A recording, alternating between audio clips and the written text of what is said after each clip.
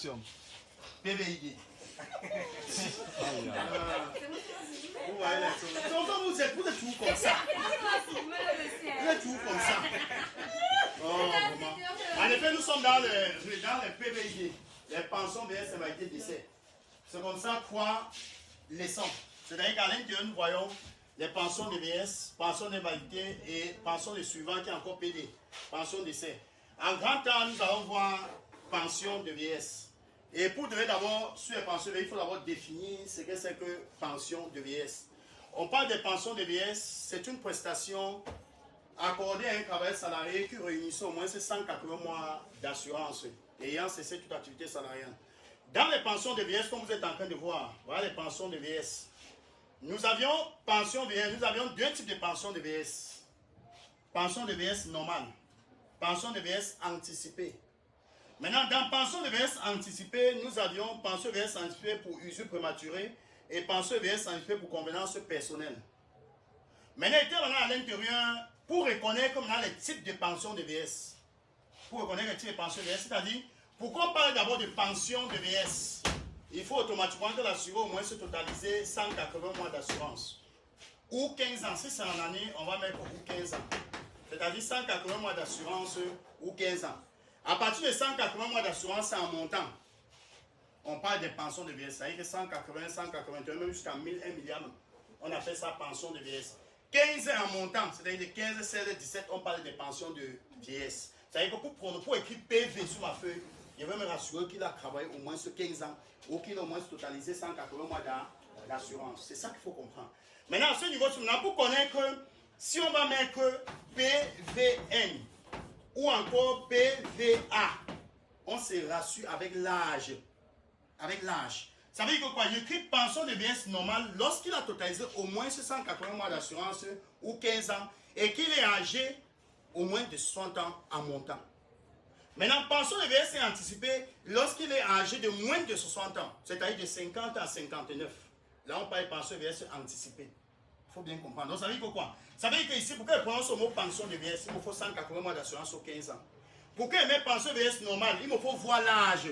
L'âge. Donc, l'âge d'au moins, c'est à partir ici de 60 ans et plus. Et ici, de 50 à 59 ans. Là, on pense à une pension de vieillesse anticipée. On ne donne pas la pension de vieillesse normale parce qu'on voit l'âge. Et si on demande de justifier la pension de vieillesse, vous allez dire pension de vieillesse normale. Vous n'allez pas justifier en disant que pension de vieillesse normale parce qu'il est âgé de non. On justifie une pension de vieillesse avec le nombre de temps qu'il a travaillé et ensuite avec son âge. C'est-à-dire, je dis pension de vieillesse normale parce qu'il a totalisé 180 mois d'assurance et il est âgé au moins de 60 ans en montant. Maintenant, pension de vieillesse anticipée, il a totalisé 180 mois d'assurance et il est âgé de moins de 60 ans, c'est-à-dire de 50 à 59. Est-ce que ça va?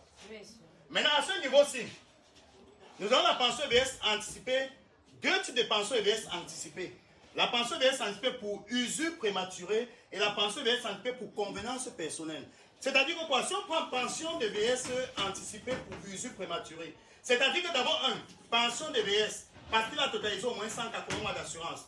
Anticipé, parce qu'il est âgé au moins de 50 à 59 ans. Usure prématurée, ça veut dire que, il est victime d'un accident et qu'il ne peut plus travailler. La CNPS vient vers lui dire ceci que prends ta pension de vieillesse. C'est-à-dire que de ce côté, c'est la CNPS qui donne la pension de vieillesse. Ce ne sont pas les pensions de vieillesse anticipées pour usure prématurée. Maintenant, pension de vieillesse anticipée pour convenance personnelle.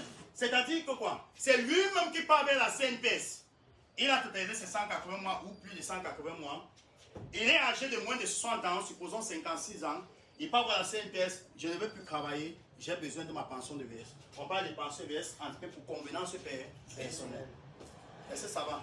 Donc voilà, maintenant, pour résumer, on va dire qu'on a deux types de pensions de vieillesse. Pension de vieillesse normale, pension de vieillesse anticipée. On a deux types de pensions de vieillesse anticipée. Pension de vieillesse anticipée pour usure prématurée et pension de vieillesse anticipée pour convenance personnelle.